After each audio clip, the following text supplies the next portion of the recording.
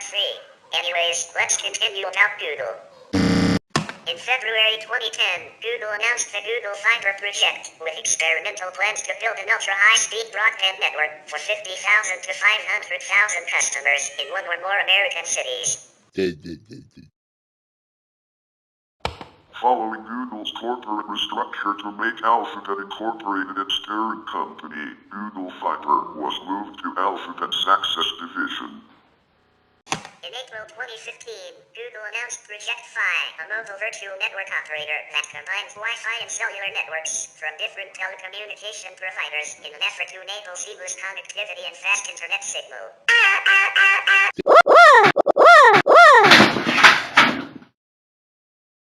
Now, let's get out of here.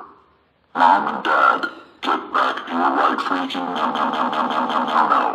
Oh crap. Come on. Oh crap. We're screwed.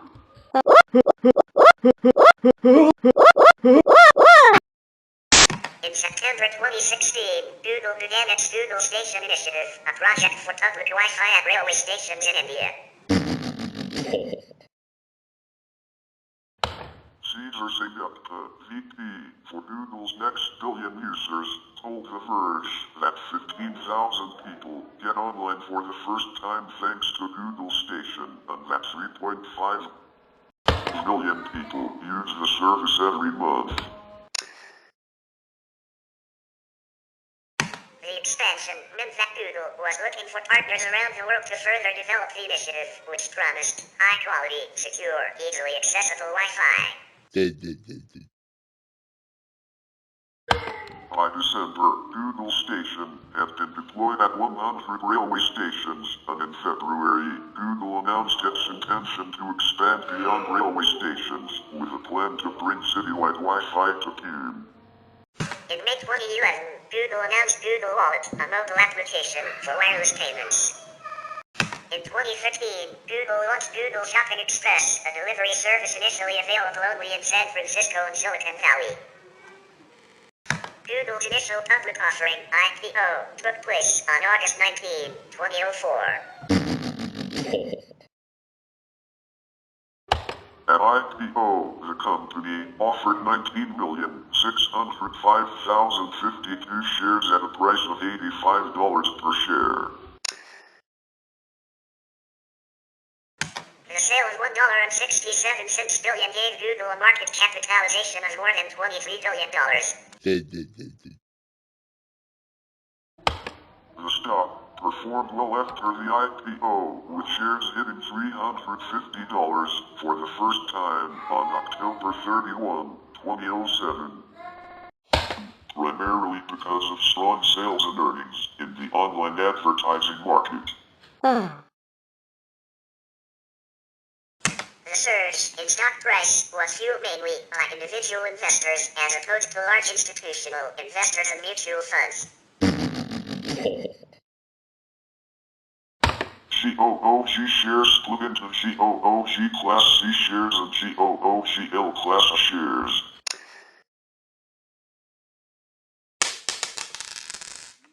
The company is listed on the NASDAQ stock exchange under the ticker symbols GOOGL and GOOG, and on the Frankfurt Stock Exchange under the ticker symbol GGQ1.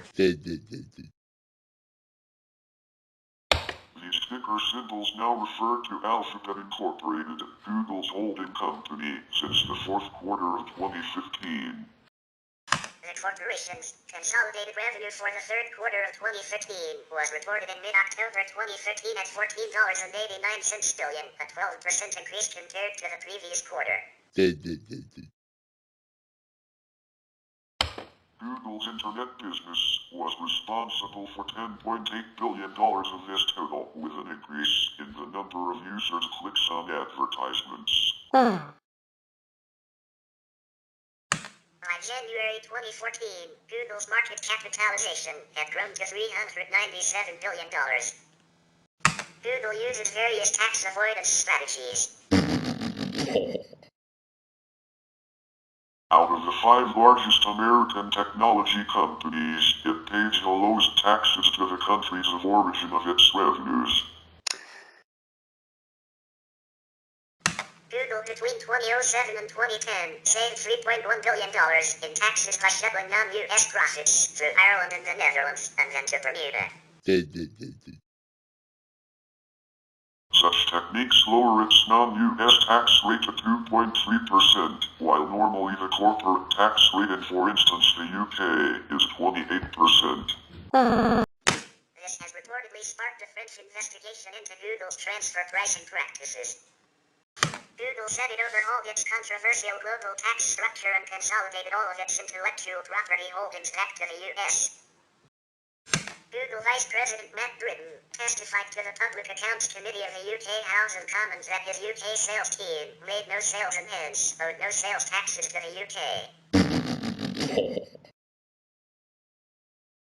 In January 2016, Google reached a settlement with the UK to pay £130 million in back taxes plus higher taxes in future. In 2017, Google channeled $22.7 billion from the Netherlands to Bermuda to reduce its tax bill. In 2015, Google ranked 5th in lobbying spending, up from 215th in 2003. In 2012, the company ranked 2nd in campaign donations of technology and internet sections.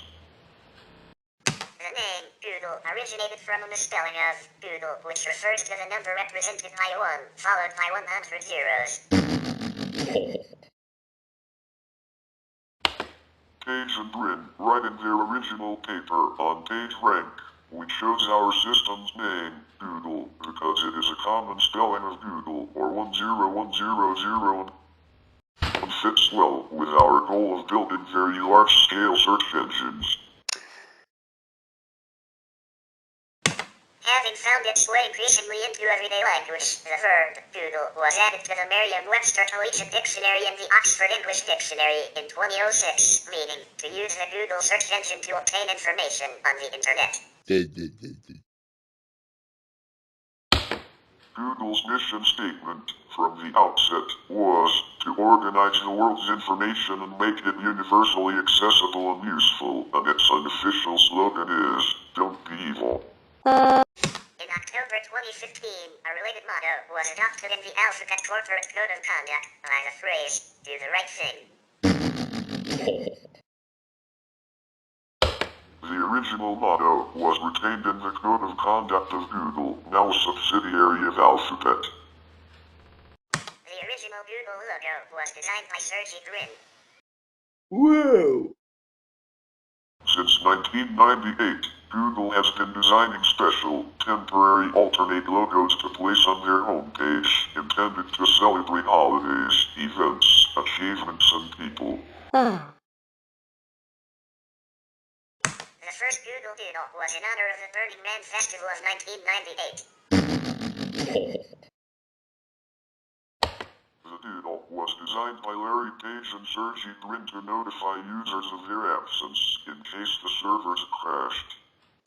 Subsequent Google Doodles were designed by an outside contractor until Larry and Sergey asked then in turn Dennis Wang to design a logo for Pastel Day in 2000. From that point onward, doodles have been organized and created by a team of employees termed doodlers. Google has a tradition of creating April Fool's Day jokes. Its first, on April 1, 2000, was Google Mentalplex, which allegedly featured the use of mental power to search the web. In 2007, Google announced a free internet service called the ISP, or Toilet Internet Service Provider, where one obtained a connection by flushing one end of a fiber optic cable down their toilet. Google services contain Easter eggs, such as the Swedish chefs, Pork, Pig Latin, Hacker, or Leakspeak, Elmer Fudd, Pirate, and Klingon as language selections for its search engine.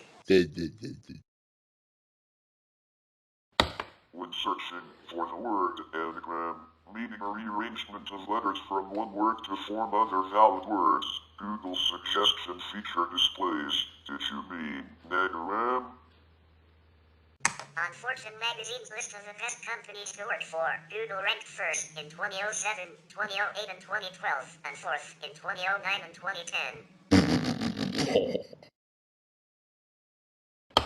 Google was also nominated in 2010 to be the world's most attractive employer to graduating students in the Universal Communications Talent Attraction Index.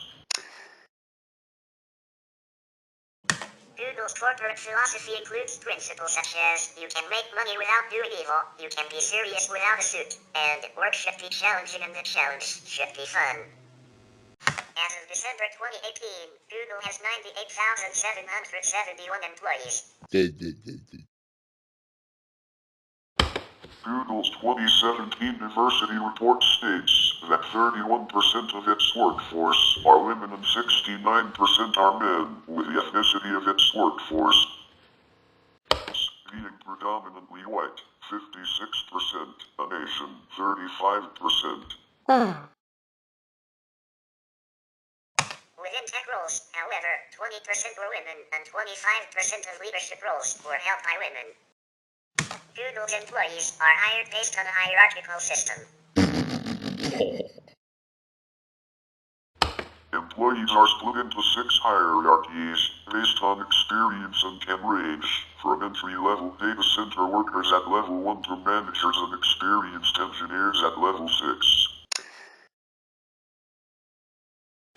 As a motivation technique, Google uses a policy known as innovation time off, where Google engineers are encouraged to spend 20% of their work time on projects that interest them. Some of Google's services, such as Gmail, Google News, Orkut, and AdSense, originated from these independent endeavors. In a talk at Stanford University, Marissa Mayer, Google's Vice President of Search Products and User Experience until July 2012, showed that half of all new product launches in the second half of 2005 had originated from the innovation time off. In 2005, articles in the New York Times and other sources began, suggesting that Google had lost its anti-corporate, no evil philosophy. In an effort to maintain the company's unique culture, Google designated a chief culture officer whose purpose was to develop and maintain the culture and work on ways to keep true to the core values that the company was founded on. Google has also faced allegations of sexism and ageism from former employees. In 2013, a class action against several Silicon Valley companies, including Google, was filed for alleged no cold call agreements which restrained the recruitment of high-tech employees. We will continue about Google in part 4, so stay tuned.